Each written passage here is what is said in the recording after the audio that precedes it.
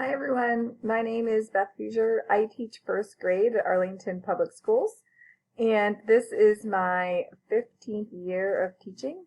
I've taught fourth grade, third grade, second grade, and first grade.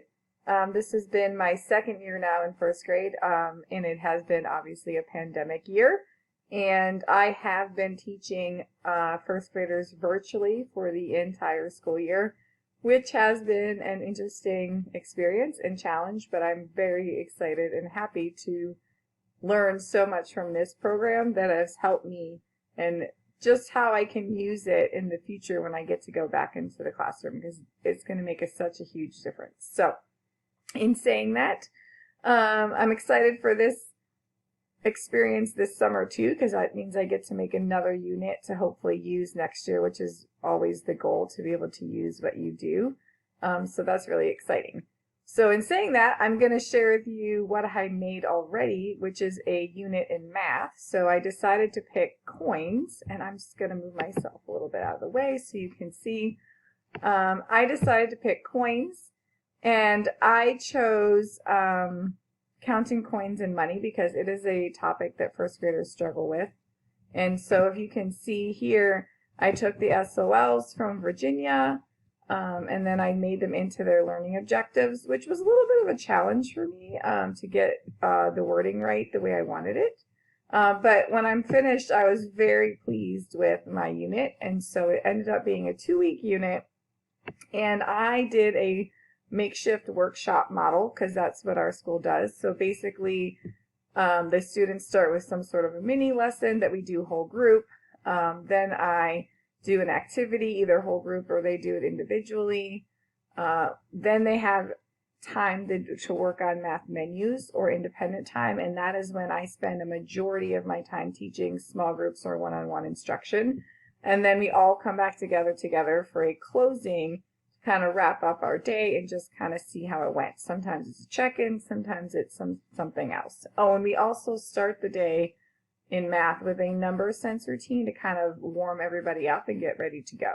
And so I kept that, but instead of just doing it like I typically do, I incorporated a number of technology pieces as I went through.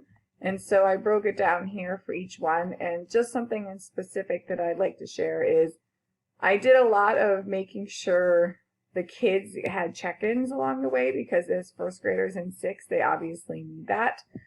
So one of which is like a poll that I did where they can just tell me how they're feeling about what we're doing. As we took a pre-assessment, which I pre-assess on everything, and then use that to help guide my instruction for small groups and one-on-one. So they were able to do this, on their own privately, just tell me in a quick Google form how they're feeling.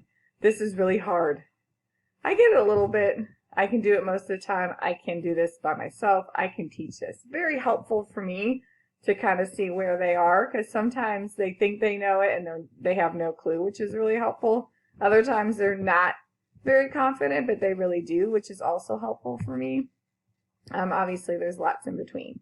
So sometimes they would get an introduction from me that was a book or slides, and we would talk about things. So like, for example, this was a slide deck that I had made, basically going through some of the coins.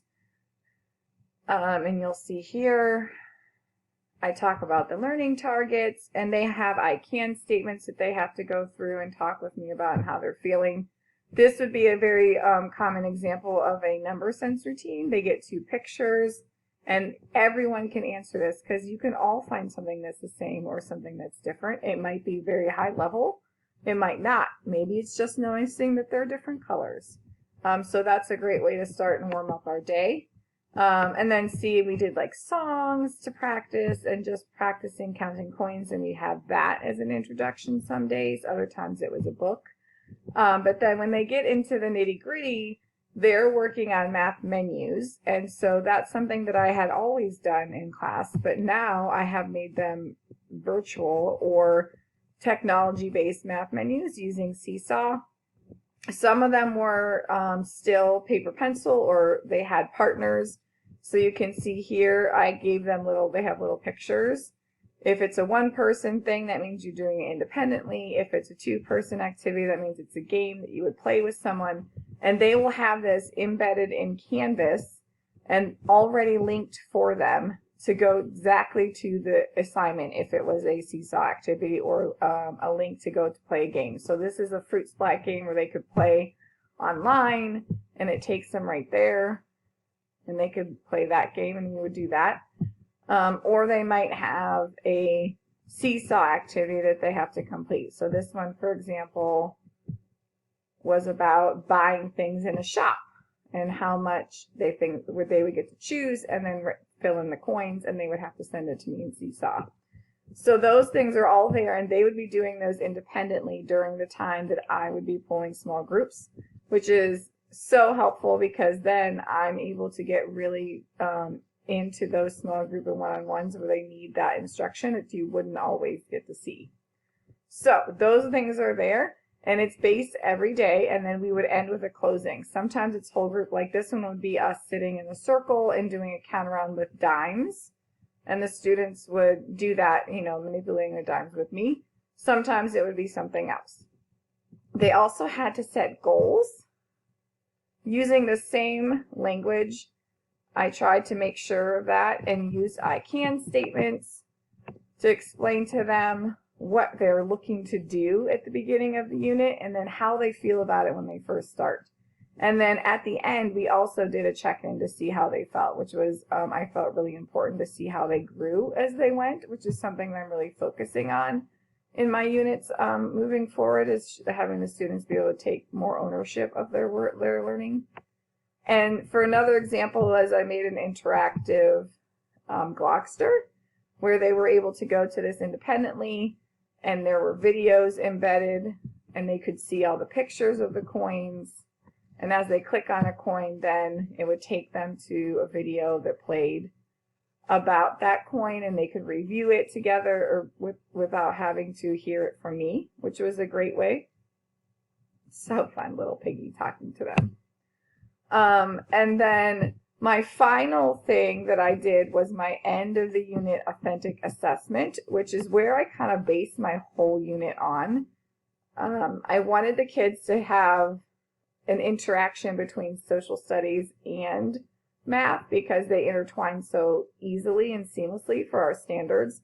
So the students have to learn about wants and needs and buying things and how to do that and what's important. And so I incorporated that. So we ended up having as our end of the unit activity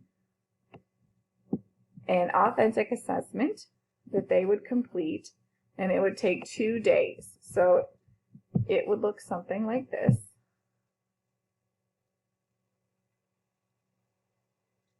The students would be given coins, and they would also have already created some sort of a project, good, something that they could sell to their partner or to their classmates. And then part of the students would be buying things using the coins, so I would be able to assess them on their math skills, while the other ones would be selling things, and then we would be able to flip-flop and do it the opposite way. And it was very calculated on how I did this. And I have it I set it up very specifically for which students would be buyers when, and so forth. And then each of the students also would get to see, here's our holiday or our class bazaar, and the families would know ahead of time, we're ending our economics unit, they're going to be creating these goods or services, and we're going to be getting the opportunity to buy them in our store using our coins and practice our money skills. And there's a rubric that goes along with it. The rubric was a difficult task for me because of how I needed to break it down. I felt like it turned out great in how I was able to really break down each standard and be able to mark and see what each student would do and how it would look.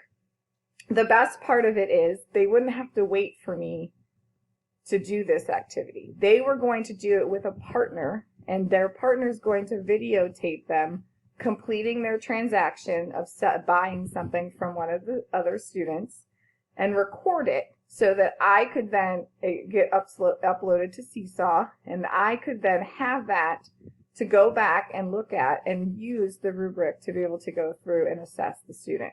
and even do it with them if I necessarily needed to. Like, here you are, here's you counting the coins. Did you do these things? How did you count? What did you do? Do you think you earned a 3, a 2, or a 1? And really being able for them to look back and think about their own learning is really important. So I did the rubric.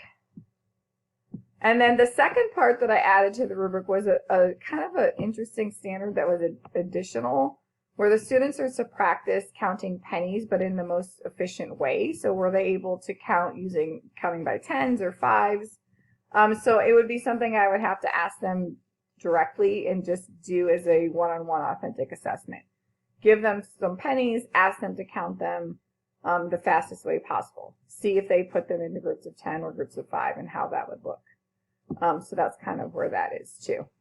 And so as I went through, I went back and forth, and I think obviously as I would do this in the real classroom, I might have to adjust things. But overall, I felt like it was a really great way to use technology to better the students' learning, help me also teach them even more effectively because I would get more time with them than just doing the normal menus. And I don't think I would have been able to do that without the pandemic and having to practice, number one, and for all of these courses that I took so far. So I'm super excited to try it out, and I can't wait to create the next one and see how it goes. There's a lot more in here because I have like 2 pages of menus because I made one for each week. And the interactive thing is here.